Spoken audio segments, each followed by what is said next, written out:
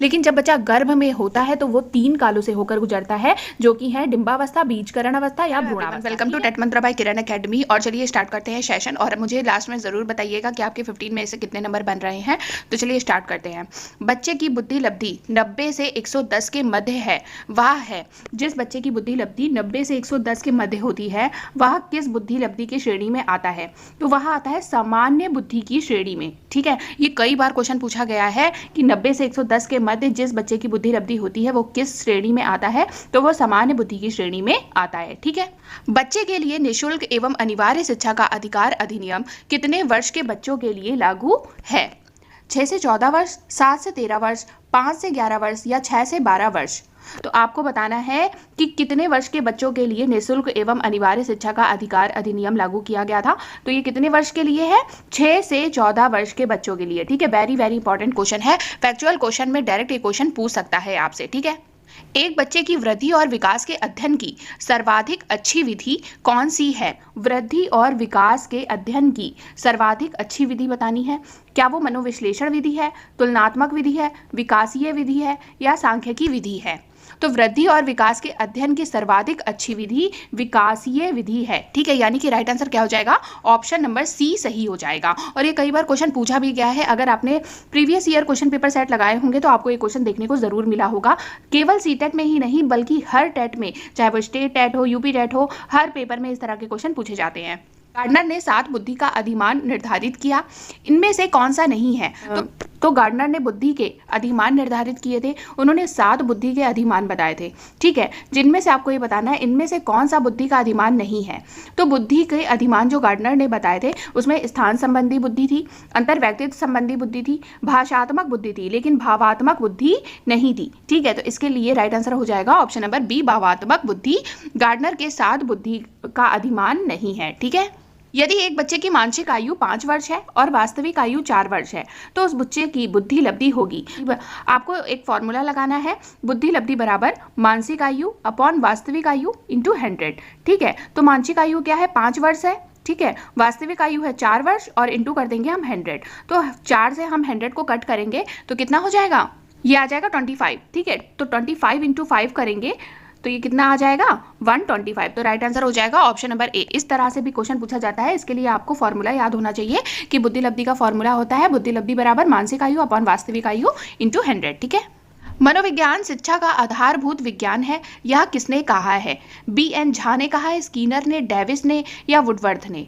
तो मनोविज्ञान शिक्षा का आधारभूत विज्ञान है, यह कहा है स्कीनर ने। ठीक है, स्कीनर ने ये कहा है। देखिए, पहले इस तरह के फैक्चुअल क्वेश्चन कम पूछे जाते थे सीटेट में, पेडागोजी ज़्यादा पूछी जाती थी। लेकिन जो अभी जो 20 अगस्त को जो पेपर हुआ था उसमें फैक्चुअल क्वेश्चन ज़्यादा देखने को मिले थे। तो आपको ये सारे क्वेश्चन देखने पड़ेंगे अच्छे से। ठीक है, हिंदी अक्षरों को बालक किस आयु में पहचानने लगते हैं? 3 वर्ष में, 4 वर्ष में, 5 वर्ष में या 6 वर्ष में? तो हिंदी अक्षरों को बालक किस आयु में पहचानने लगते हैं?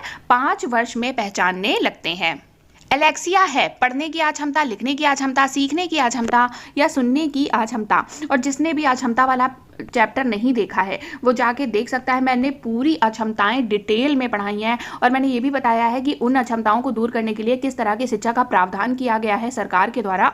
तो आपको वहाँ से देखना पड़ेगा कि कितने प्रकार की अक्षमताएं होती हैं, कौन कौन सी होती हैं। ठीक है, तो एलेक्सिया क्या है? एलेक्सिया को ही डिसलेक्सिया भी बोलते हैं। ठीक है, पहला पॉइंट ये इंपॉर्टेंट है, एलेक्सिया को ही डिसलेक्सिया भी बोलते हैं। और डिसलेक्सिया किससे संबंधित होती है?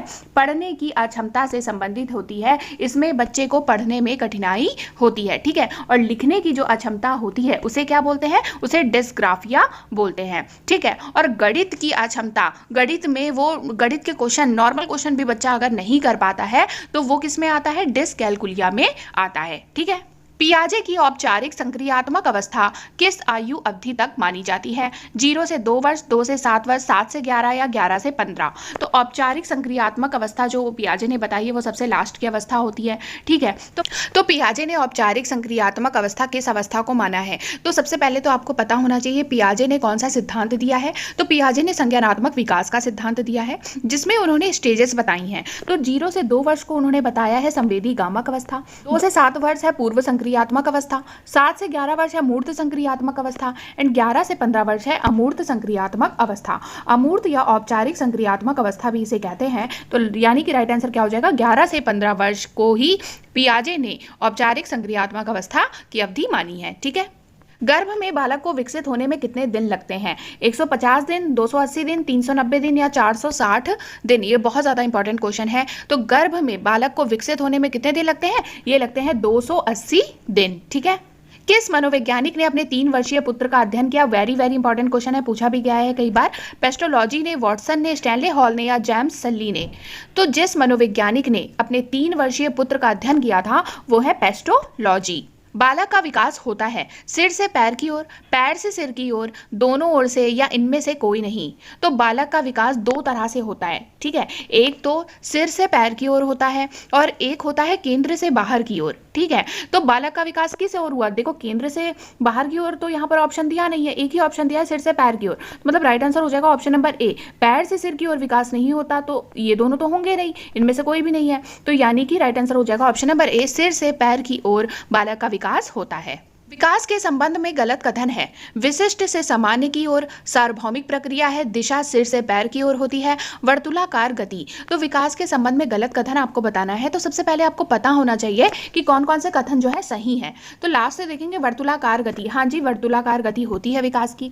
विकास की जो दिशा होती है वो सिर से पैर की ओर होती है, ये भी बात सही है। सार्वभौमिक प्रक्रिया है, ये भी बात सही है। विशिष्ट से सामान्य की ओर नहीं, ये गलत हो जाएगा। सामान्य से विशिष्ट की ओर होता है, ना कि विशिष्ट से सामान्य की ओर। यानी कि राइट आंसर हो जाएगा ऑप्शन नंबर ए। गर्भधान काल की अवस्था नहीं है। शैशवावस्था, डिंबावस्था, बीजकरण या भ्रूणावस्था? तो गर्भधान काल की अवस्था कौन सी नहीं है आपको ये बताना है। तो देखिए डिंबावस्था है, बीजकरण अवस्था है, भ्रूणावस्था भी है, लेकिन जो शैशवावस्था है वो गर्भ के बाद की अवस्था होती है ना। शैशवावस्था बोलते हैं ना, 0 से 2 वर्ष या 0 से 5 वर्ष भी कहीं कहीं आपको देखने को मिलता है, तो वो शैशवावस्था में आता है। लेकिन जब बच्चा गर्भ में होता है तो वो 3 कालों से होकर गुजरता है, जो कि है डिंबावस्था, बीजकरण अवस्था या भ्रूणावस्था। ठीक है। मानव जीवन की मनोभौतिक एकता कहलाती है मन तथा शरीर का विकास, शरीर तथा हड्डियों का विकास, शरीर तथा हृदय का विकास या आत्मा तथा मांसपेशियों का विकास? देखिए इस क्वेश्चन में ही आंसर है कि मानव जीवन की मनोभौतिक एकता। मनोभौतिक, मन तथा भौतिक किसे बोलते हैं? शरीर को, है ना। मानव जीवन की मनोभौतिक एकता क्या कहलाती है? मन तथा शरीर का विकास कहलाती है। मनोभौतिक एकता, मन तथा शरीर का विकास। तो ये आज मैंने डिस्कस करा 15 क्वेश्चन। आगे के 15 क्वेश्चन कल हम डिस्कस कराएंगे। उम्मीद है आपको ये सेशन पसंद आया होगा। पसंद आया तो लाइक शेयर एंड सब्सक्राइब जरूर कर दीजिएगा चैनल को। Thank you so much.